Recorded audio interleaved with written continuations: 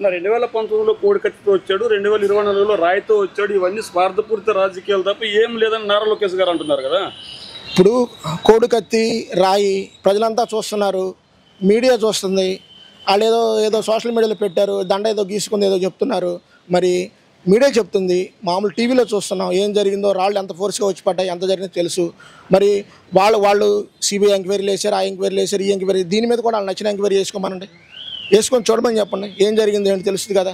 ఇదే దెబ్బ కనుక వాళ్ళ రోజున చంద్రబాబు నాయుడు గారికి ఏమైనా తగిలితే పెద్ద కట్టుకొని ఒక పెద్ద హాస్పిటల్లో జాయిన్ అయిపోయి ఒక 4 రోజులు హాస్పిటల్లో పడుకొని 48 hours గడవాలి, 60 hours గడవాలి, అప్పుడు దాకా ఏం చెప్పలేమని ఎన్ని క్రియేట్ చేసి అంత ఇచ్చేసేవాళ్ళు.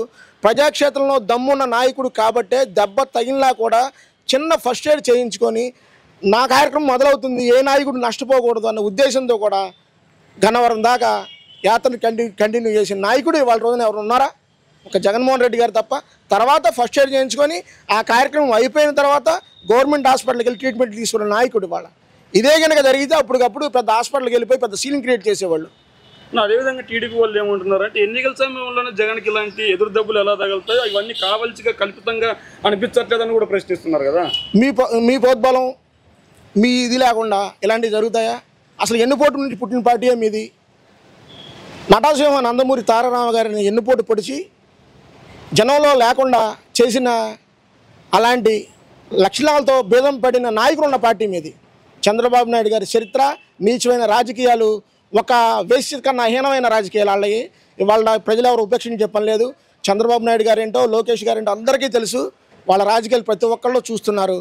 ఇది కనుక చాలా తప్పుడు మాటలు. ఇవన్నీ ప్రజలు ఎవరు ఆక్షేపించరో మీకు త్వరలోనే జూన్ 4న మంచి సమాధానం 13వ తారీఖున ప్రజలు చెప్తారు. అంతవరకు వెయిట్ చేయండి. అదేవిధంగా చంద్రబాబు ఈ దాడి తప్పు అని ఖండిస్తూనే నారా లోకేష్ గారు ఈ దాడి వైసీపీని చేయించుకుంటుంది అని విమర్శలు చేయడం ఎంతవరకు కరెక్ట్? ఆయనకు ఒక పేరు ఉంది, ఇచ్చోడి చేతిలో రాయని, పులకేసి అని.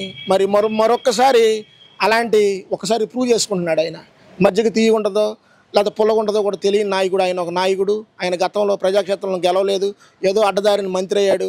ప్రజల కష్టాలు, ప్రజల సమస్యలు ఆయనకేం తెలుసు, నాయకుడు యొక్క లక్షణాలు ఏం తెలుసు. ఒకసారి ప్రజాక్షేత్రంలో చూడమని ఆయన కూడా. అంటే విజయవాడలో వాళ్ళ బలం ఉంది కాబట్టి దాడి చేశారనుకోవచ్చా? తప్పకుండా ప్రజాక్షేత్రంలో ప్రజల మనసు గెలిచిన నాయకుడిని నిన్న చూశారు. హారతులు, బ్రహ్మరథాలు, గజమాలలో, సత్కారాలు, జోరు వాన్లో కూడా మొత్తం ఎవరు ఉండరు, మొత్తం వెళ్ళిపోతారు, బ్రహ్మాండం జబ్బలు తెరుచుకుందని చూశారు. చూస్తే మొత్తం వాళ్ళు అనుకున్న ప్లాన్ అంతా అట్రబాబు అయిపోయింది. వాళ్ళకి ఏం చేయాలో అర్థం కాల. మొత్తం గ్యాస్ పెట్టేసి ఇనో ప్యాకెట్ కూడా దొరక్క చివరికి ఆటవిక చర్యకి దిగారు. రాళ్లతో కొట్టడం, క్యాట్ బాల్తో కొట్టడం మనం చూసాం కదా. రాత్రి టీవీ చూస్తూనే ఉన్నాం. దీన్ని ఎవరో సమర్థించరు, ప్రజలు ఎవరో దీన్ని యాక్సెప్ట్ చేయరు. ఈ దాడితో టీడీపీ ఓడిపోయినట్టు ఒప్పుకుంటున్నారా?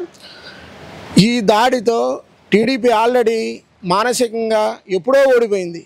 ఇంకా ఇలాంటి పిచ్చి పనులు చేసి ఆ వచ్చేవి కూడా రాకుండా చేసుకొని వాళ్ళ పతనాన్ని, వాళ్ళ గొయ్యిని భస్మాసు రాష్ట్రం తెలుసు కదా, భస్మాసు రాష్ట్రం అంటారు. ఆయనే వేసి ఆయనే పెట్టుకుంటారు.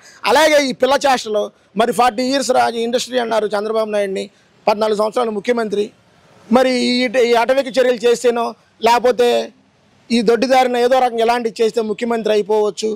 ఇలాంటి కళలు అనేది చాలా పిల్ల చేష్టలో ఆటవిక చర్య, పిచ్చి కళలు. దీన్ని ఎవరో నమ్మరు ప్రజలు, ఇంకా అసహించుకుంటారు. దీనివల్ల మైలేజ్ పడిపోతుందే తప్ప మైలేజ్ అయితే వాళ్ళకేం రాదు, అసలు అవకాశమే లేదు. Thank you.